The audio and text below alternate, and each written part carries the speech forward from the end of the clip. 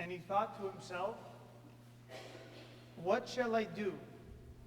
For I have nowhere to store my crops.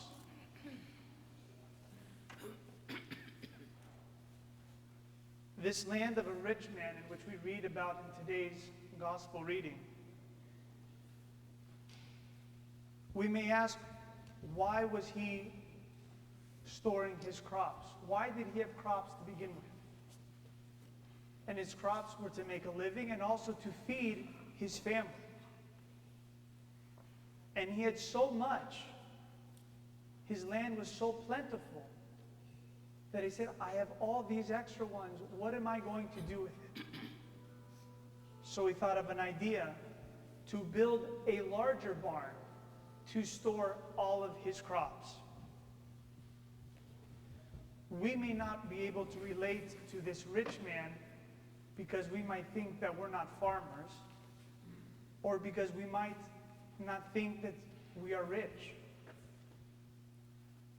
But I must tell you that we are all rich.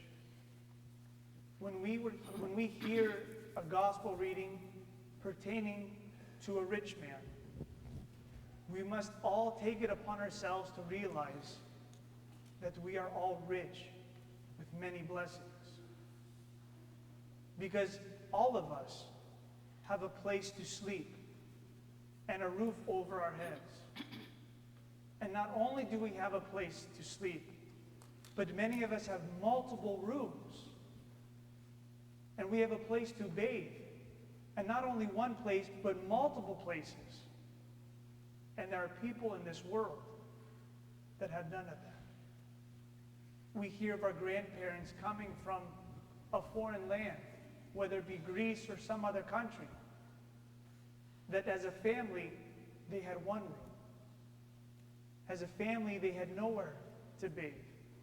And they did not know what they were going to eat. And we are very blessed. And we are very rich.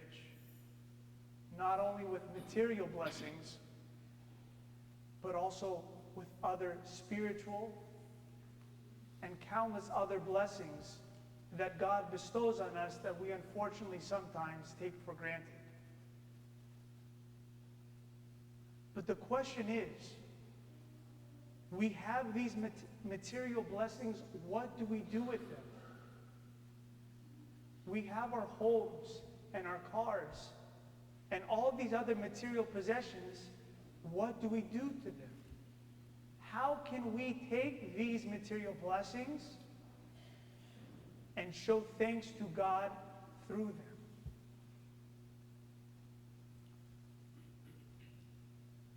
The parents of the mother of our God, Saints Joachim and Anna, received their wages from the work that they performed countlessly.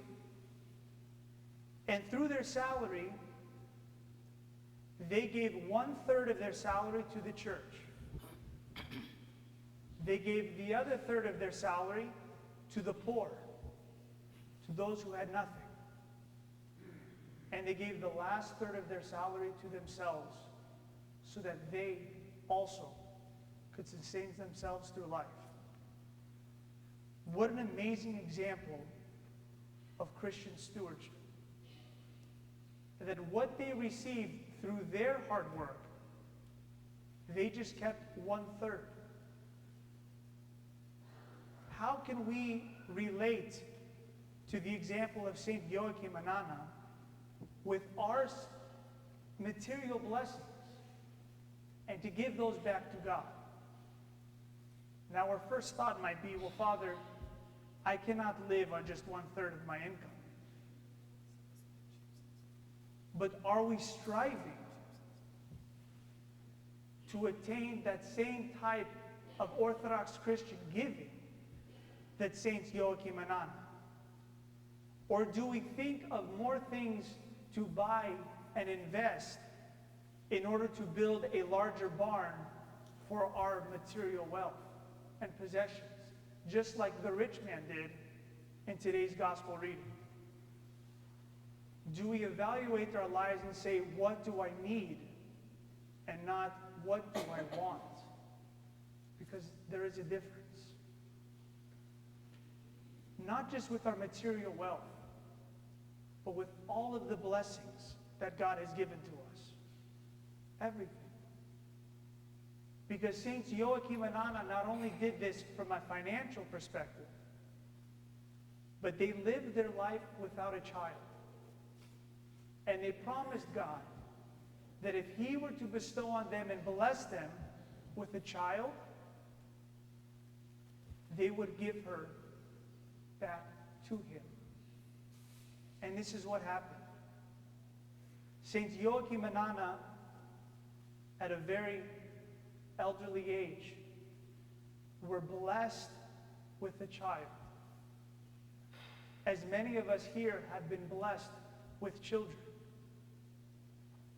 But instead of having the attitude that, well, this is something of my doing, Saint Joachim and Anna realized that this was truly a blessing from God.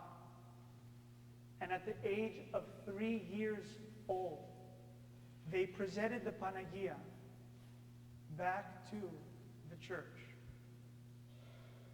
We celebrated this past Friday, the 21st of November, the presentation of the Panagia to the temple. Because the parents of the Mother of God fulfilled that promise. And unlike all of us who present our children to the temple in a way of thanks to God, the parents of the Panagia gave back the Panagia literally, so that she could live there in the temple with the high priest and the other virgins to spend time of prayer and of fasting. This is where the Panagia began to possess all of her grace, all of her purity, and both in mind and in spirit and of the body maintained her virginity.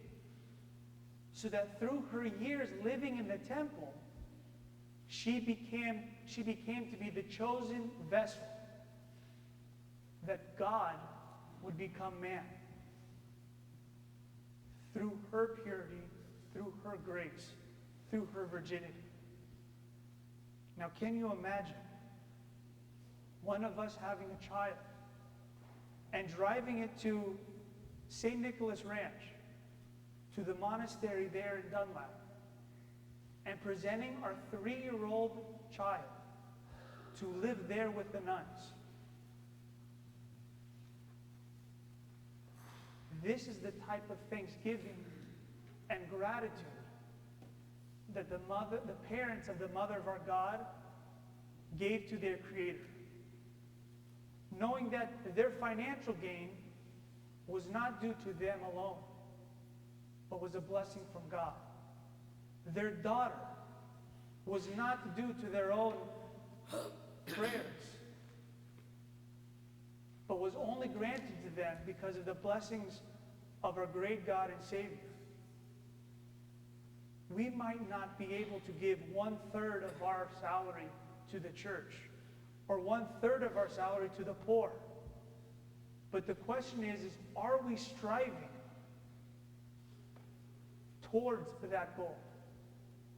Are we struggling like the poor struggle every day without a roof over their heads to give more to philanthropic organizations, to give more to the church, and to emulate the life of Saint Joachim and Anna, so that we might not be the rich farmer who foolishly asked these questions when he had so much wealth that he had not known what to do with. May we all, through the example of Saint Joachim and Anna, not ask what we should do with our wealth, but ask what blessings have God truly bestowed upon all of us, and how we may truly give thanks and give thanks to God through our financial means, through our spiritual means, and through all of God's blessings that He has given upon us.